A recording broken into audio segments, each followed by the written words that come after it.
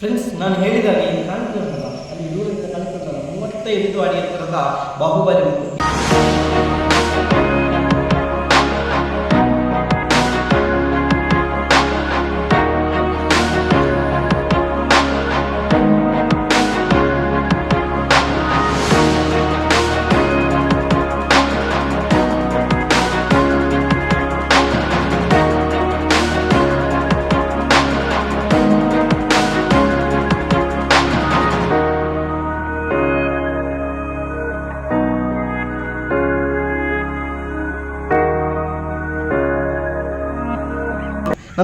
ನನ್ನ ಹೆಸರಲ್ಲಿ ಇನ್ಸ್ಟಾಗ್ರಾಮ್ನ ಹೆಸರಲ್ಲಿ ಸುಶಾಂತ್ ವೇಣೂರ್ ಅಂತ ಇರುವಂತಹ ಕಾರಣ ಫಸ್ಟ್ ನನ್ನ ಊರಿನ ಇವತ್ತು ಪರಿಚಯ ಮಾಡಲಿಕ್ಕಿದ್ದೀನಿ. ನನ್ನ ಊರಿನಲ್ಲಿ ಫಸ್ಟ್ ಪ್ಲೇಸ್ಗೆ ಯಾವುದಕ್ಕೆ ಬಂದಿದೆ ಅಂದರೆ ಬಾಹುಬಲಿ ಬೆಟ್ಟ. ಹಿಂದೆ ಕಾಣಿಸ್ತಿರುವ ಹಾಗೆ ಬಾಹುಬಲಿ ಬೆಟ್ಟ, ಅದು ಸ್ವಲ್ಪ ಲಾಂಗಿಂದ ತೆಗೆದು ಗೊತ್ತಾಗ್ತದೆ ನಿಮಗೆ, ಬಾಹುಬಲಿ ಕಾಣ್ತದೆ.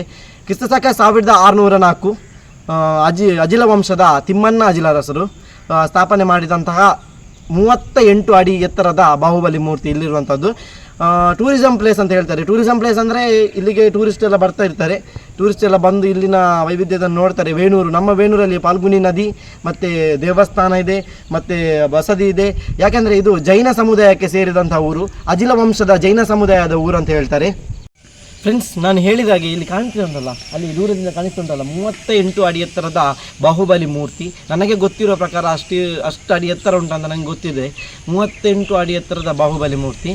ಅಂದರೆ ನಾವಿವಾಗ ವೇಣೂರಿನಲ್ಲಿ ಪ್ರಪ್ರಥಮ ಬಾರಿಗೆ ನೋಡೋದಂದರೆ ಮಸ್ತಕಾಭಿಷೇಕ ಎಲ್ಲ ಆಗ್ತದೆ. 12 ವರ್ಷಕ್ಕೊಮ್ಮೆ ಬಾಹುಬಲಿಗೆ ಮಸ್ತಕಾಭಿಷೇಕ ಆಗ್ತದೆ. ಅದನ್ನು ಆವಾಗ ಇಲ್ಲಿ ಫುಲ್ಲು ಚಪ್ಪರೆಲ್ಲ ಲೈಟಿಂಗ್ಸ್ ಎಲ್ಲ ಹಾಕಿರ್ತಾರೆ. ತುಂಬ ಅಂದರೆ ತುಂಬ ಜನ ಸೇರ್ತಾರೆ ಇಲ್ಲಿ. ಆ ಕಡೆ ಎಲ್ಲ ಸಂತೆ ಅಲ್ಲೇ ತುಂಬ ಜನ ಸೇರ್ತಾರೆ. ಇದು ನಮ್ಮ ವೇಣೂರಿನ ಪ್ರಾಕೃತಿಕ ಒಂದು ವೈಭವ ಅಂತಲೇ ಹೇಳ್ಬೋದು. ನಮಗೆ ಅಂದರೆ ನಮ್ಮ ವೇಣೂರು ಇಷ್ಟೆಲ್ಲ ನಮ್ಮ ವೇಣೂರಿನಲ್ಲಿ ವಿಷಯ ಉಂಟಂತ ಕೆಲವರಿಗೆ ಗೊತ್ತೇ ಇಲ್ಲ. ಯಾಕಂದರೆ ನನ್ನ ಊರಿನ ಪರಿಚಯವನ್ನು ನಾನು ಇಲ್ಲಿ ಮಾಡ್ಕೊಳ್ತಿದ್ದೀನಿ.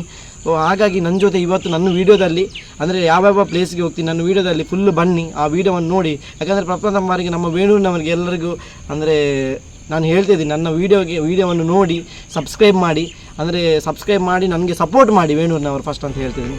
ಬನ್ನಿ. ಇಲ್ಲಿಂದ ಮುಂದೆ ನಮ್ಮದು ಸೀದಾ ಪ್ರಯಾಣ ಬಸದಿ ಕಡೆಗೆ. ನೋಡಿ, ಇವಾಗ ನಾವು ರೋಡ್ನಲ್ಲಿ ಹೋಗ್ತಿದ್ದೀವಿ ಬಸದಿಗೆ. ಸೊ ಇಲ್ಲಿ ಅಷ್ಟು ಕ್ಲಿಯರಾಗಿ ಕೇಳ್ತಿಲ್ಲ ಅಂತ ನಾವು ಮಾತಾಡಲಿಕ್ಕೆ ಅಷ್ಟು ಹೋಗಲಿಲ್ಲ. ನೋಡಿ, ಇಲ್ಲಿಂದ ಸೀದಾ ಮೇಲೆ ಹತ್ಕೊಂಡು ಹೋದರೆ ಬಸದಿ ಸಿಗ್ತದೆ. ಇದು ವೇಣೂರಿನಲ್ಲಿ ತುಂಬ ಐತಿಹಾಸಿಕ ಸ್ಥಳ ಅಂತ ಹೇಳ್ಬೋದು ಅಂತ ಹೇಳ್ತೀನಿ. ಆದರೆ ಇವಾಗ ನಾನು ಬಸ್ತಿಯ ಬಗ್ಗೆ ನಿಮಗೆ ಎಷ್ಟು ಇನ್ಫಾರ್ಮೇಷನ್ ಗೊತ್ತಾ ಅಷ್ಟು ಇನ್ಫಾರ್ಮೇಷನ್ ನಾನು ತಿಳಿಸ್ತೀನಿ. ನೋಡಿ, ಇದು ಕ್ಲಿಯರಾಗಿ ಕಾಣ್ತುಂಟು. ಈಗ ಬಸ್ತಿಯ ಒಳಗೆ ಇದು. ಸೊ ಫ್ರೆಂಡ್ಸ್, ನಾನಿವಾಗ ತೋರಿಸಿರುವಂತಹ ಅಂದರೆ ಫಸ್ಟ್ ನಾನು ತೋರಿಸಿದ್ದು ಬಾಹುಬಲಿ ಬೆಟ್ಟ. ಆದಮೇಲೆ ನೆಕ್ಸ್ಟ್ ನಮಗೆ ಸಿಗುವ ಬಸದಿ ಶಾಂತಿನಾಥ ಬಸದಿ, ಸ್ವಾಮಿ ಬಸದಿ ಅಂತ ಹೇಳ್ತಾರೆ. ನೋಡಿ, ಇಲ್ಲಿ ಕಾಣಿಸ್ತಿರುವಂತೆ ಶಾಂತಿನಾಥ ಸ್ವಾಮಿ. ನನಗೆ ಏನಪ್ಪ ವಿಶೇಷ ಅಂದರೆ ಇಲ್ಲಿ ಶಾಂತಿನಾಥ ಸ್ವಾಮಿ ಬಸದಿ ಮುಂದೆ ಒಂದು ಸ್ತಂಭ ಇದೆ. ನೋಡಿ, ಇಲ್ಲಿ ಸ್ತಂಭ ಅಂದರೆ ಹಲವು ಬಗೆಯ ಅದರ ಶಿಲ್ಪಕಲೆ ಅದರಲ್ಲಿ ಉಂಟು. ಹಲವು ಬಗೆಯ ಶಿಲ್ಪಕಲೆ ಅಂದರೆ ನೋಡಿ, ಇಲ್ಲಿಂದ ನಾವು ಅಂದರೆ ಇದು ಎಷ್ಟು ವರ್ಷಗಳ ಇತಿಹಾಸ ಅಂತ ನಮ್ಗೆ ಗೊತ್ತಿಲ್ಲ. ಇಲ್ಲಿಂದ ನಾನು ತೋರಿಸಿಗೆ ಹೋದರೆ ಇದೆಲ್ಲ ಫುಲ್ಲು ಕಲ್ಲು, ಗೊತ್ತಾಯ್ತಾ? ಫುಲ್ಲು ಕಲ್ಲಲ್ಲಿ ಮಾಡಿದ್ದಾರೆ. ಇಲ್ಲಿಂದ ಮೇಲೆ ಅಂದರೆ ಮೇಲೆ ಅದೆಲ್ಲ ನೋಡಿ, ಅದು ಡಿಸೈನ್ ಬೇರೆ ಡಿಸೈನ್, ಅಲ್ಲಿಂದ ಬೇರೆ ಡಿಸೈನ್, ಅಲ್ಲಿಂದ ಅಂದರೆ ಅವರ ಜೈನರ ಎಷ್ಟು 24 ತೀರ್ಥಂಕರ ಅಂತ ಹೇಳ್ತಾರಲ್ಲ, 24 ತೀರ್ಥಂಕರ ಮೂರ್ತಿಯನ್ನು ಅಲ್ಲಿ ಕೆತ್ತಿದ್ದಾರೆ ನೋಡಿ ಸುತ್ತ ಅದರಲ್ಲಿ. ಆದಮೇಲೆ ಅದರ ಮೇಲೆ ಬೇರೆ ಡಿಸೈನ್ ಉಂಟು. ಆದಮೇಲೆ ಅದರ ಮೇಲೆ ಬೇರೆ ಬೇರೆ ಶಿಲ್ಪಕಲೆಗಳನ್ನು ಕೆತ್ತಿದ್ದಾರೆ. ಇದು ನಮ್ಮ ವೇಣೂರಿನ ವಿಶೇಷ ಅಂತಲೇ ಹೇಳ್ಬೋದು. ಅಂದರೆ ಇದು ಸ್ವಾಮಿನಾಥ ಬಸದಿ. ಬನ್ನಿ, ನಾನು ತೋರಿಸ್ತೀನಿ. ಇವಾಗ ನಿಮಗೆ ಕಾಣಿಸ್ತುಂಟಲ್ಲ, ಇಲ್ಲಿ ನೋಡಿ, ಇಲ್ಲಿಂದ ಈ ಸ್ತಂಭದಿಂದ ಮೊದಲ ಇದ್ರ ಸ್ತಂಭ ಇರೋದು, ಸ್ತಂಭದಿಂದ ಹಿಂದೆ ಶಾಂತಿನಾಥ ಸ್ವಾಮಿ ಬಸದಿ ಅಂತ ಹೇಳ್ಬೋದು. ಅಲ್ಲಿ ಬಸದಿ ಕಾಣಿಸ್ತುಂಟು ನೋಡಿ, ಫುಲ್ಲು ಬಸದಿಯನ್ನು ಕಾಣಿಸ್ತುಂಟು. ಏನಪ್ಪ ವಿಷಯ ಅಂದರೆ, ನಾನು ಈ ಕಡೆ ಬರುವಾಗ ಇಲ್ಲಿನ ಅರ್ಚಕರೊಬ್ಬರು ಸಿಕ್ಕರು. ಅರ್ಚಕರು ಹೇಳಿದರು, ನಾನು ವೀಡಿಯೋ ಮಾಡ್ಬೋದಂತ ಕೇಳಿದೆ, ವೀಡಿಯೋ ಮಾಡ್ಬೋದಂತ ಹೇಳಿದರು. ಅವರು ಹೇಳಿದ ಪ್ರಕಾರ 1200 ವರ್ಷ ಹಳೆಯದಂತೆ ಬಸದಿ. ಇದು 1200 ವರ್ಷ ಹಳೆಯ ಬಸದಿ. ಅಲ್ಲಿ ಗೋಪುರದ ನವೀಕರಣ ಮಾತೃಶ್ರೀ ರತ್ನಮ್ಮನವರು ಶ್ರೀ ಕ್ಷೇತ್ರ ಧರ್ಮಸ್ಥಳ ಇವರ ಧರ್ಮ ಸೇವೆ ಅಂತ ಹಾಕಿದ್ದಾರೆ. ಅಂದರೆ 1200 ವರ್ಷಗಳ ಹಿಂದಿನ ಪುರಾತನದ ಅಂದರೆ ಇದು ಬಸದಿ. ಅಂದರೆ ಕೆಳಗೆ ನಮ್ಮದು ದೇವಸ್ಥಾನ ನಾನು ತೋರಿಸ್ತೀನಿ. ಆ ದೇವಸ್ಥಾನದ ಕೆಳಗೆ ಅರಮನೆ ಇತ್ತಂತೆ. ಅರಮನೆ ಅಂದರೆ ನೀರಿನಲ್ಲಿ, ಅಂದರೆ ನಮಗೆ ಈಗ ವೇಣೂರಲ್ಲಿ ಮೊನ್ನೆ ನಾನು ವೀಡಿಯೋ ಹಾಕಿದ್ದೆ ನಾನು ಇನ್ಸ್ಟಾದಲ್ಲಿ. ಅದರಲ್ಲಿ ನೀರು ನಮಗೆ ವೇಣೂರಲ್ಲಿ ಎಷ್ಟು ನೀರು ಬರ್ತದೆ, ಫುಲ್ ಅಂದರೆ ತುಂಬ ನೀರು ಬರ್ತದೆ. ಆ ನೀರಿನಲ್ಲಿ ಒಂದು ಟೈಮಲ್ಲಿ ಕೊಚ್ಚಿ ಹೋಗಿದಂತೆ. ಇವಾಗ ಅಲ್ಲಿ ನಮ್ಮ ಅಳದಂಗಡಿ ಅರಮನೆ ಹತ್ರ ಕಟ್ಟಿದ್ದಾರೆ, ಬರೆ ಅರಮನೆ ಅಂತ. ನಾನು ಅದರ ವೀಡಿಯೋ ಕೂಡ ಮಾಡ್ತೀನಿ. ಅಂದರೆ ನಮಗೆ ಪರಿಚಯ ಇದೆ ಅಲ್ಲಿದ್ದು, ನಾನು ಅದರ ವೀಡಿಯೋ ಕೂಡ ಮಾಡ್ತೀನಿ. ಇವಾಗಿನ ಅರಸರು ಪದ್ಮಪ್ರಸಾದ ಅರಸರು ಇದ್ದಾರೆ. ಆ ಪದ್ಮಪ್ರಸಾದ ಅರಸರು ಅವರು ಡಾಕ್ಟ್ರು ಒಬ್ಬರು. ಅವರ ಬಗ್ಗೆ ಕೂಡ ಮಾಹಿತಿ ನಾವು ಆದಷ್ಟು ಬೇಗ ತಿಳ್ಕೊಳ್ಳೋಣ ಅಂತ ಹೇಳ್ತೀನಿ.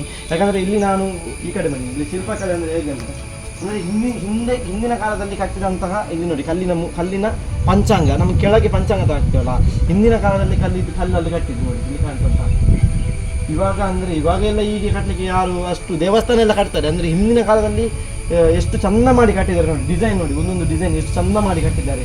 ಅಲ್ಲಿ ಒಳಗೆ ನಾವು ಒಳಗೆ ಹೋಗುವಾಗಿಲ್ಲ, ಒಳಗೆ ಅಂದರೆ ಅವರೀಗ ಬೀಗ ಹಾಕಿ ಹೋಗಿದ್ರು, ಒಳಗೆ ಹೋಗುವಾಗಿಲ್ಲ.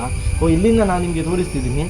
ಇಷ್ಟು ಇದರ ಬಗ್ಗೆ ನಮಗೆ ಮಾಹಿತಿ ಗೊತ್ತಿರೋದು. ನೆಕ್ಸ್ಟ್ ವಿಡಿಯೋ ನಮ್ಮದು ದೇವಸ್ಥಾನ, ಆ ವಿಡಿಯೋದಲ್ಲಿ ನನ್ನ ಜೊತೆ ಬನ್ನಿ, ಆ ದೇವಸ್ಥಾನದ ಬಗ್ಗೆ ನಾವು ಮಾಹಿತಿ ತಿಳ್ಕೊಳ್ಳೋಣ. ನೋಡಿ ಫ್ರೆಂಡ್ಸ್, ನಾನು ಇವಾಗ ದೇವಸ್ಥಾನಕ್ಕೆ ಬಂದಿದ್ದೀನಿ. ಈ ದೇವಸ್ಥಾನದಲ್ಲಿ ನೋಡಿ, ಇದು ಮಹಾಲಿಂಗೇಶ್ವರ ದೇವಸ್ಥಾನ, ವೇಣೂರಿನ ನಮ್ಮ ಅಜಿಲ ಸೀಮೆಯವರು ಕಟ್ಟಿದಂತಹ ಹಿಂದಿನ ತುಂಬ ಹಿಂದಿನ ದೇವಸ್ಥಾನ ಅಂತ ಹೇಳ್ತಾರೆ. ಇವಾಗ ನಾವು ಬ್ರಹ್ಮಕಲಶ ಆಗಿ ನೋಡಿ ಶಿಲ್ಪಕಲೆಲ್ಲ ಹೇಗೆ ಕೆತ್ತಿದ್ದಾರೆ ಅಂತ ಹೊಸದಾಗಿ ನಿರ್ಮಾಣ ಮಾಡಿದಂತಹ ದೇವಸ್ಥಾನ ಇದು. ಇದು ನಮ್ಮ ಊರಿನಲ್ಲಿ ಒಂದು ಚಾರಿತ್ರಿಕ ಪ್ಲೇಸ್ ಅಂತ ಹೇಳ್ಬೋದು ನಾವು, ಐತಿಹಾಸಿಕ ಪ್ಲೇಸ್ ಅಂತ. ತುಂಬ ಚೆನ್ನಾಗಿ ಮಾಡಿದ್ದಾರೆ ಈ ಸಲ ಬ್ರಹ್ಮಕಲಶ ಆದಾಗ. ಅದಕ್ಕಿಂತ ಹಳೆಯದ್ದು ತುಂಬ ಚೆನ್ನಾಗಿತ್ತು, ಆದರೂ ಗೊತ್ತಾಗ್ತಿರಲಿಲ್ಲ. ಇದು ನಮ್ಮ ವೇಣೂರ ದೇವಸ್ಥಾನ ಅಂತ ಹೇಳ್ಬೋದು. ನೆಕ್ಸ್ಟ್ ನಾವು ನೋಡಿ ಇವಾಗ ವೇಣೂರನ್ನು ತೋರಿಸ್ಲಿಕ್ಕೆ ಹೋಗ್ತೀವಿ. ನೆಕ್ಸ್ಟ್ ಇಲ್ಲಿ ನಮಗೆ ಮಸೀದಿ ಕಾಣ್ತಾ ಉಂಟು ವೇಣೂರಿದ್ದು. ಆದಮೇಲೆ ಸೀದಾ ಹೋಗ್ತಾ ನೋಡಿ ನಾವಿವಾಗ ವೇಣೂರಿನ ದೃಶ್ಯವನ್ನು ನಿಮಗೆ. ನೆಕ್ಸ್ಟ್ ಆಗಿ ನಾವು ಇಲ್ಲಿಗೆ ವೇಣೂರಿನ ಹತ್ರ ನಮ್ಮದು ವೇಣೂರಿನ ಚರ್ಚ್ ಇದೆ ನೋಡಿ, ಇಲ್ಲಿ ನನ್ನ ಹಿಂದೆ ಕಾಣಿಸ್ತಂಥ ವೇಣೂರು ಚರ್ಚ್. ಅಂದರೆ ನಮಗೆ ಇಲ್ಲಿ ಜಾತಿ ಭೇದ ಮತ ಪಂಗಡಲೆಲ್ಲ ಎಲ್ಲರೂ ಒಂದೇ ಅಂತ ಹೇಳಲಿಕ್ಕೆ ಸಾರಲಿಕ್ಕೆ ಇಲ್ಲಿ ಚರ್ಚ್ ಇದೆ, ದೇವಸ್ಥಾನ ಇದೆ, ಮಸೀದಿ ಎಲ್ಲ ಒಟ್ಟಿಗೆ ಇದೆ. ಸೊ ಹಾಗಾಗಿ ನಮ್ಮ ವೇಣೂರು ತುಂಬ ಅಂದರೆ ಖುಷಿ ಕೊಡುವಂಥ ಸ್ಥಳ. ನಮ್ಮ ವೇಣೂರಿಗೆ ಆದಷ್ಟು ವಿಸಿಟ್ ಕೊಡಿ ಎಲ್ಲರೂ, ನಮ್ಮ ವೇಣೂರಿನ ಟೂರಿಸ್ಟ್ ಪ್ಲೇಸ್ಗಳಿಗೆ ವಿಸಿಟ್ ಕೊಡಿ ಅಂತ ಹೇಳಿ.